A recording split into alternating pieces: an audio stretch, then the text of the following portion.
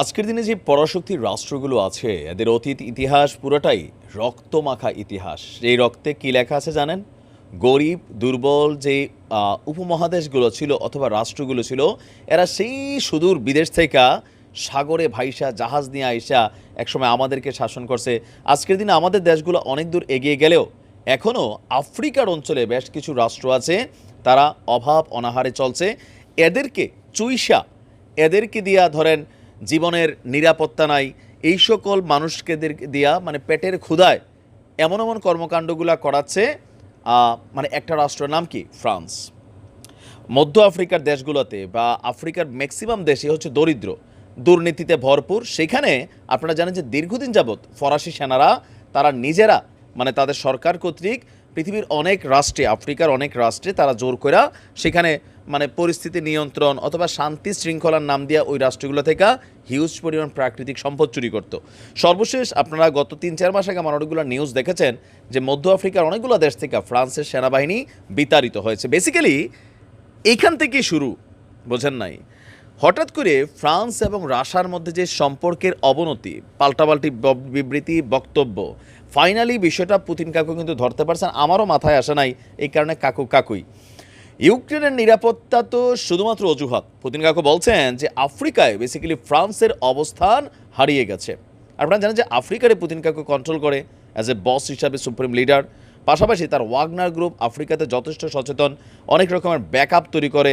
হ্যাঁ, তো সেখান থেকে পুতিন বলছে যে আফ্রিকায় অবস্থান হারিয়েই ম্যাক্রোর দুশ্চিন্তাটা বেড়ে গেছে। তিনি বলছেন আপনার আধিপত্য হারানোর ভয়ে মস্কোর বিরুদ্ধে ক্ষোভ বাড়ছে প্যারিসের। 2 বছরেরও বেশি সময় ধরে যে রাশিয়া ইউক্রেন যুদ্ধ চলমান, হঠাৎ করেই ফ্রান্সের মানে প্রেসিডেন্টের এমন ভূমিকা নিয়ে পুতিন কাকুর এই তথ্যটা আমার কাছে মনে হয়েছে যৌক্তিক। গেল কয়েকদিন যাবৎ যেই বক্তব্য চলছে, ম্যাক্রোর দাবি মস্কো কিয়েভের যুদ্ধ যদি পুতিনের জয় হয় তবে ইউরোপের কর্তৃত্বে আঘাত আসবে। এটা তো সত্য, আঘাত তো আসবে, এরা নিজেদেরকে বাঁচানোর জন্য এগুলা করছে। পরিস্থিতি সামাল দিয়ে ইউক্রেনকে আরও সামরিক সহায়তা দেওয়া দরকার। এ সময় কিয়েভের জনগণের জন্য প্যারিসে সীমাহীন সমর্থন দেওয়ার কথাও তিনি জানিয়েছেন। তো সেনা পাঠা, কাকু তো খালি পাঠাইয়া দেখ। কাকুর বক্তব্যে আফ্রিকার বেশ কয়েকটি দেশের নেতারা রুশ ব্যবসায়ীদের সঙ্গে কাজ করার লক্ষ্যে যোগাযোগ করছেন।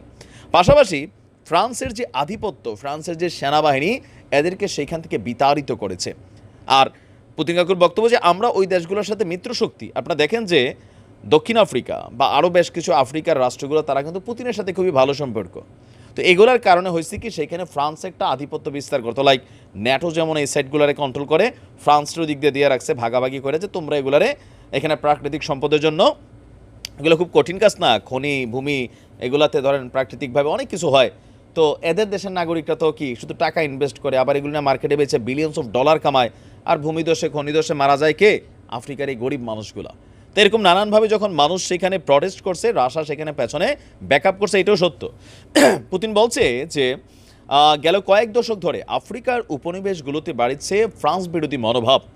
এতে অঞ্চলটিতে দেশটির আধিপত্য ও ব্যবসায়িক স্বার্থ ব্যাহত হয়েছে। জানা গেছে 2010 সালে আফ্রিকায় অর্থনৈতিক প্রকল্প চালু করে রাশিয়ার ভাড়াটে সেনাবাহিনী ওয়াগনার গ্রুপ।